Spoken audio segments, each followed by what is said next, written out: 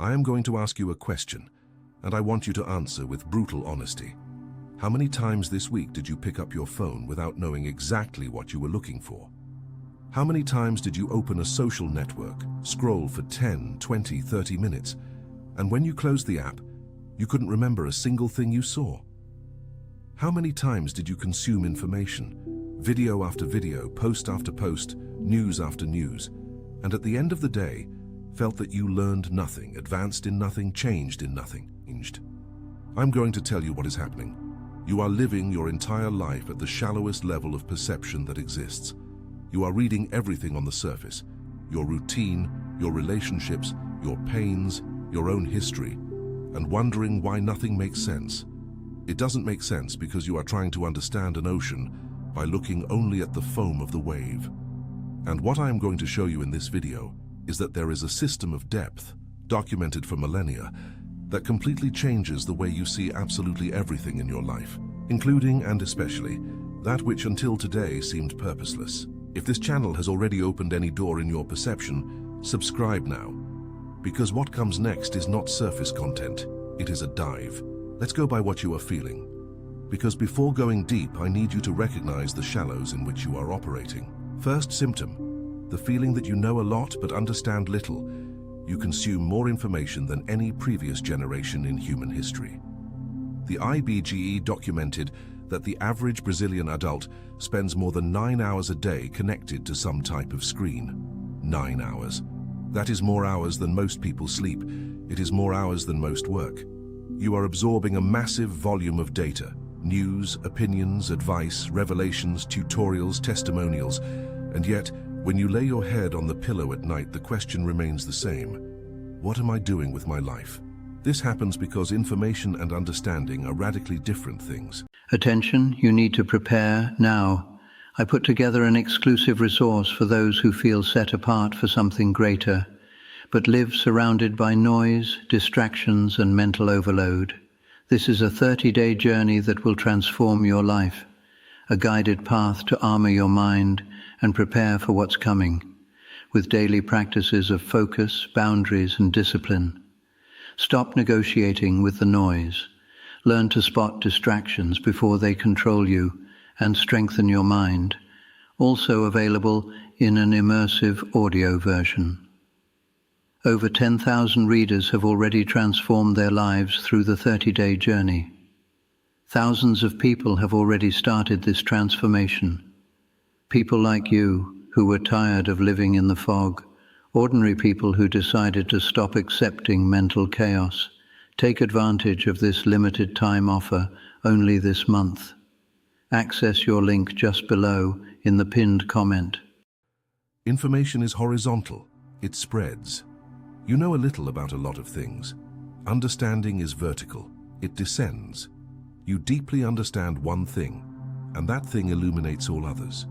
You are drowning in the horizontal and thirsty for the vertical. Second symptom, the repetition of patterns that you recognize but cannot change. This is different from the repetition described in previous videos. Here, I am not talking about events that repeat. I am talking about perceptions that repeat. You have already noticed the pattern. You have identified the cycle. You already know intellectually what is happening. And even so, nothing changes. Do you know why? Because perceiving the pattern is only the first level of understanding. It is like reading a news headline and thinking you understood the whole story. Researchers from the postgraduate program in neuropsychology at the Federal University of Minas Gerais. I know I mentioned this institution before, but here the department and the discovery are different. Identified that the cognitive recognition of a behavioral pattern and the ability to alter it operate in completely distinct neural circuits. You can recognize a pattern using the prefrontal cortex and simultaneously be unable to modify it because the limbic structures that sustain the behavior are operating at a deeper level than intellectual recognition reaches. In other words, knowing is not the same as understanding, and understanding is not the same as transforming. Each level requires a different depth. Third symptom, the intuition that there is something beneath everything that you are not managing to access. It is like looking at a painting and feeling that there is a painting beneath the painting, a story beneath the story, a meaning beneath the meaning. You feel this in your own life, in the events that connect in strange ways, in the coincidences that seem too loaded to be random, in that persistent feeling that the visible narrative of your existence is just the surface layer of something much vaster. This intuition is not an illusion. It is the legitimate perception that you are reading your life at only one level when there are at least four. If this makes sense, leave a like now, because this video needs to reach those who are stuck on the surface and do not know that there are layers beneath. Now let's get to the cause. And here I will open the concept I promised in the previous video, and that changes everything. In the Jewish hermeneutic tradition, the tradition of interpreting sacred texts that is over 2,000 years old, there is a system called Pardes, P-A-R-D-E-S. In Hebrew, Pardes means orchard, garden, but Pardes is also an acronym. Each letter represents a level of interpretation, and this system does not only serve to read the Bible, it serves to read life. I will present the four levels to you, one by one, because when you understand this structure, you will realize at which level you are stuck and what you need to do to descend to the next. The first level is Peshat, P-E-S-H-A-T. Peshat means surface, literality. It is what the text says in the most direct and immediate reading. When the Bible says Abraham left his land, the Peshat is, a man named Abraham physically left a place, period. In your life, Peshat is the level of facts. I was born in such a place, I work at such a company, I am such an age, I went through such a situation. These are the raw data of your existence, and most people live their entire lives here. They consume the facts of their own history without ever asking what they mean. It is the existential equivalent of reading the headline and thinking you understood the article. The second level is Remez, R-E-M-E-Z. Remez means hint, illusion. It is what the text suggests behind what it says. When Abraham leaves his land, the Remez is, every journey of transformation begins with the abandonment of the familiar. It is no longer about Abraham. It is about a universal principle hidden within the particular. In your life, Remez is when you begin to perceive that events are not random, that the firing was not just a firing, it was the push that took you out of a place where you were rotting, that the relationship that ended was not just a loss, it was the removal of what prevented you from finding the right person or from finding yourself. When someone begins to see Remez in their own life, they experience that, wait, this was not a coincidence moment, and that is exactly where most people stop. They perceive the hints, they get excited, they tell someone, and they go back to the surface. The third level is Derash, D-E-R-A-S-H. Derash means investigation, search. It is the level where you stop observing and start excavating. It is not enough to perceive that a pattern exists. Derash requires you to enter the pattern and ask, what is this teaching me? What part of me is this event trying to transform? What belief is this suffering dismantling? Derash is work. It is uncomfortable. It is the level where self-complacency dies, because investigating your own history with honesty means finding things you would prefer not to see. It means admitting that the relationship you call love was actually dependency, that the dedication you call a vocation was actually an escape, that the patience you call a virtue was actually a fear of conflict. Derash hurts, but Derash sets you free. And then there is the fourth level, Sod, S-O-D. The word I promised to open in this video. Sod means secret, but not a secret in the sense of something someone hides from you. Sod is the meaning that only reveals itself when the three previous levels have been processed. It is the deepest layer of reality, the one that cannot be accessed by a shortcut, because the descent through the previous levels itself is what creates the perceptual capacity necessary to see the Sod. Peshat gives you the facts. Remez gives you the patterns. Derash gives you the learning. Sod gives you the purpose. And purpose is not something someone tells you. It is something that reveals itself when you have descended deep enough into your own story to see the thread that connects everything. Researchers from Yale in the field of the psychology of meaning have published studies demonstrating that the perception of existential purpose is not an intellectual construction. It is an experience that emerges when the individual reaches a sufficient level of integration between lived events, attributed meanings, and personal values. In other words, purpose is not invented, it is discovered. But discovery requires depth, and depth requires the work of descending through the levels. Now I need to tell you the story of a man who lived the descent through the 4 levels in such a dramatic way that he became the definitive example of a deep reading of reality. His name is Daniel. This man was torn from his land while still young, taken as a prisoner to Babylon, forced to live in a culture that was not his, to speak a language that was not his, to serve a king who represented everything his faith rejected. At the Peshat level, at the level of facts, Daniel's life was a tragedy. Exile, slavery, loss of identity. But Daniel did not live in the Peshat. He had the extraordinary capacity to descend to the deepest levels, and this capacity manifested in the most spectacular way on the night King Belshazzar saw a hand writing words on the palace wall. All the wise men of Babylon looked at that writing and understood nothing. They were reading at the Peshat, trying to decipher letters and words. Daniel looked at the same writing and read the Sod, not because he was more intelligent, but because years of exile, of processed suffering, of deep internal investigation, had built in him the structure necessary to perceive what no one else could perceive. The key word here is the Aramaic word Raz, R-A-Z. In the book of Daniel, Raz is the term used for mystery, the hidden meaning that only reveals itself to those who have the depth to receive it. And Daniel says something extraordinary. He states that the Raz does not come from his own wisdom, but from a source that communicates with those who have descended deep enough to hear. Endeavor Brazil published an analysis on decision-making in contexts of high ambiguity, showing that business leaders who made the most accurate strategic decisions in scenarios of uncertainty shared a common characteristic: the ability to read information at multiple levels simultaneously. They were not satisfied with the raw data. They investigated the pattern behind the data, the context behind the pattern, and the long-term implication behind the context. They were operating without knowing it in the Power DES system. Multi-level reading is not a spiritual luxury. It is an existential competence. The second story I need to tell you is that of Jacob. And here the episode is very specific: the night at Bethel.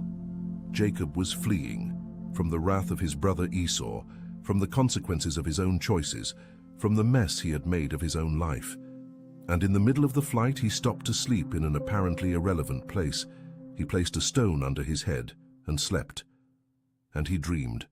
He dreamed of a ladder that connected earth to heaven, with messengers ascending and descending. And when he woke up, he said a phrase that is perhaps the most honest statement in the entire Bible: "Surely the Lord is in this place, and I did not know it." Pay attention. God was in that place. He always was. The place did not change. What changed was Jacob's perception. Before the dream, he looked at the place and saw stones and earth, Peshat. After the dream, he looked at the same place and saw the gate of heaven, Sod. The same reality, completely different levels. The American Psychological Association has published research on what psychologists call reappraisal experiences, moments when an individual perceives a profoundly new meaning in a situation previously considered common or even negative. And the most relevant discovery: these reappraisal experiences are strongly correlated with periods of vulnerability and transition. It is when you are on the ground, literally, like Jacob sleeping on a stone, that perception opens to levels that comfort kept inaccessible. Jacob did not have the vision of the ladder despite fleeing. He had the vision because he was fleeing. Because the collapse of external structures, home, family, security, forced an internal descent that, under normal conditions, he would never have made. The flight took him to the right place. The loss put him in the right position. The hard stone under his head was the discomfort necessary so that the dream could come, and the dream was the sod. The third story is that of Hagar. This woman is perhaps the most neglected figure in the entire Bible, but what she lived contains one of the deepest revelations of the scriptures. Hagar was a slave, servant to Sarah, wife of Abraham. She had no choice over her own life. She was used as an instrument to produce an heir, a functional womb, not a person. And when she became pregnant, When she fulfilled the only function that had been assigned to her, she was mistreated and expelled. Think of the layer of dehumanization that this woman carried. At the Peshat level, Hagar's story is a story of abuse and disposal. A woman used and thrown away. But in the desert, alone, pregnant, without resources, without allies, without hope. There, at the lowest possible point, Hagar had an encounter that changed the very theology of the scriptures. She is the first person in the entire Bible to give a name to God. The first, not Abraham, not Moses, a pregnant slave in the desert, and the name she gave was El Roi. In Hebrew, the God who sees, E-L-R-O-I, not the God who speaks, not the God who acts, the God who sees. And she completed it by saying, I have seen the one who sees me. Do you perceive the depth of this? At the moment when she was most invisible, discarded, alone, worthless in the eyes of any human system, she discovered that she was seen. And not just seen, she saw the one who saw her. It is a level of spiritual reciprocity that goes beyond anything the surface can offer. Researchers at Princeton University, in the field of social psychology, have documented that the experience of feeling seen, genuinely recognized in the totality of one's own existence, is one of the strongest predictors of psychological resilience and the capacity for post-trauma reconstruction. It is not feeling loved. It is not feeling supported. It is feeling seen. And Hagar found this not when she was surrounded by people, but when she was completely alone. Because the crowd saw her in the Peshat as a slave, as a womb, as a problem. And only in the desert, in the sod, could she be seen as she truly was. In the comments of this video, write the word depth in capital letters. Depth. It is the declaration that you refuse to continue living in the Peshat, that you are descending, that the raw facts of your life are not the complete story. They are only the first layer, and you are ready to read the other three. Write depth now. Let's get to the solution. Because now that you know the PRDS system, the practical question is, how do you descend a level in the reading of your own life? First movement, write your story in the Peshat. Take a notebook, not your phone, not your computer, a notebook, and write the raw facts of your life in the last 5 years. Without interpretation, without emotion, without judgment, just what happened. Changed jobs, ended a relationship, lost someone, got sick, met a person, moved cities, started something, gave up on something. Write everything as if it were a report from an external observer. Why? Because before descending to the deep levels, you need to have clarity about the surface. Most people do not even know their own Peshat. They live so immersed in events that they never stop to look at the panorama. And without a panorama, there is no pattern. And without a pattern, there is no depth. Second movement. Identify the remez, the illusions and patterns. Reread your Peshat list and ask one question for each event. What broader principle does this specific event illustrate? The firing was not just a firing. It illustrates the principle that structures that do not accommodate you eventually expel you. The end of the relationship was not just a separation. It illustrates the principle that intimacy based on performance has an expiration date. The illness was not just an illness. It illustrates the principle that the body interrupts what the mind refuses to stop. When you begin to see remez, events cease to be isolated episodes and become chapters of a coherent narrative. Anne Beamer, analyzing financial behavior patterns in Brazil, discovered that investors who sought only immediate returns, financial Peshat, had significantly worse results than those who read market signals at multiple levels, identifying long-term trends behind short-term fluctuations. Superficial reading, in any domain of life, produces superficial decisions, and superficial decisions produce superficial results. Third movement, do the Dirash, the honest investigation. This is where it hurts. Because Dirash is not observing patterns from the outside, it is entering inside them and asking, what is my participation in this pattern? Not as a victim, not as a culprit, as a participant. What beliefs of mine sustain this cycle? What fears of mine feed this repetition?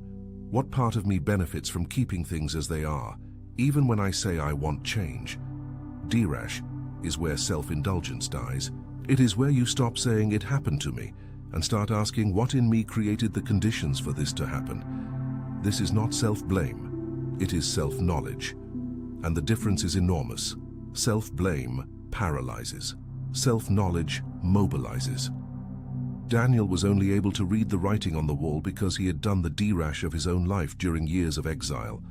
Jacob only had the dream of the ladder because the flight forced him to face what he had done. Hagar only heard the name of God because the desert removed all the distractions that prevented the descent. The Dirash requires you to be uncomfortable, and discomfort is the price of depth. And when you do the Peshat, the Remez and the Derash, when you descend through these three levels with honesty and courage, something happens that you cannot force and you cannot manufacture. The Sod reveals itself, not as a voice from heaven, not as a ciphered text that suddenly makes sense, but as that moment when Jacob woke up and said, "God was here and I did not know it." The Sod is the instant when the entire narrative of your life makes sense. Not an intellectual sense, a sense that is felt in the body, in the chest, in the pit of the stomach, a sense that pacifies decades of unanswered questions. It is when you look back and see, with a clarity that borders on physical evidence, that nothing was wasted, that each pain had a function, that each detour was a route, that each loss was a pruning. Not because someone planned every detail, but because the direction your soul always carried transformed even chaos into construction material. Activate the notification bell now, because in the next video, I will deepen something I only touched on today, the concept of Tselem, the original image that exists in you before any layer of adaptation, and how the process of descending through the levels reveals this image as the unshakable foundation of your real identity. If you have made it this far, I need to tell you something that might reorganize the rest of your day. Remember Hagar, the woman who was more invisible than anyone should ever be? She did not find God when she ascended. She found him when she descended. She descended to the desert. She descended to helplessness. She descended to the deepest level of human vulnerability. And it was down there, not at the top of the mountain, not in the temple, not in the presence of the powerful, that she saw and was seen, El Roi, the God who sees. Do you know what most people do when they feel they are not being seen? They go up, they try to be more visible, louder, more impressive. They post more, they talk more, they conquer more. They try to climb to the level where someone finally notices they exist. But the Pardes teaches exactly the opposite. The deepest revelation is not above, it is below. It is not by ascending that you find the sod. It is by descending. Descending through the polished surface of the life you present to the world. Descending through the patterns you preferred not to see. Descending through the questions you preferred not to ask. And down there, in that silent, uncomfortable place, stripped of all performance, what awaits you is no longer darkness. It is recognition. It is the moment when you look at your own story and realize with a clarity that no external argument could produce that the signature of the sacred is in every scar. Not because the scar was good, but because what was born from it was necessary to bring you here. Daniel read the Raz on the wall because he had descended through the 4 levels in the years of exile. Jacob saw the ladder because he was lying on the ground. Hagar named God because she was in the desert. Depth is not comfortable, but it is the only direction where truth lives. Share this video with someone who is living on the surface and feels there is something underneath they cannot reach. Someone who consumes information but finds no understanding. Someone who knows a lot but understands little. This person needs to know the Pardes. They need to know that there are 4 levels, that the surface is not everything, and that the sod, the deepest meaning of their own life, is waiting for those who have the courage to descend. Peshat, Remez, Derash, Sod. 4 levels, 4 layers, 4 depths. You don't need to go up anymore. You need to go down. And what awaits you down there is not darkness. Fert is everything you have always looked for. Attention, you need to prepare now. I put together an exclusive resource for those who feel set apart for something greater, but live surrounded by noise, distractions, and mental overload. This is a 30-day journey that will transform your life. a guided path to armor your mind and prepare for what's coming, with daily practices of focus, boundaries, and discipline. Stop negotiating with the noise. Learn to spot distractions before they control you and strengthen your mind. Also available in an immersive audio version. Over 10,000 readers have already transformed their lives through the 30-day journey. Thousands of people have already started this transformation. People like you who were tired of living in the fog, ordinary people who decided to stop accepting mental chaos. Take advantage of this limited time offer only this month. Access your link just below in the pinned comment.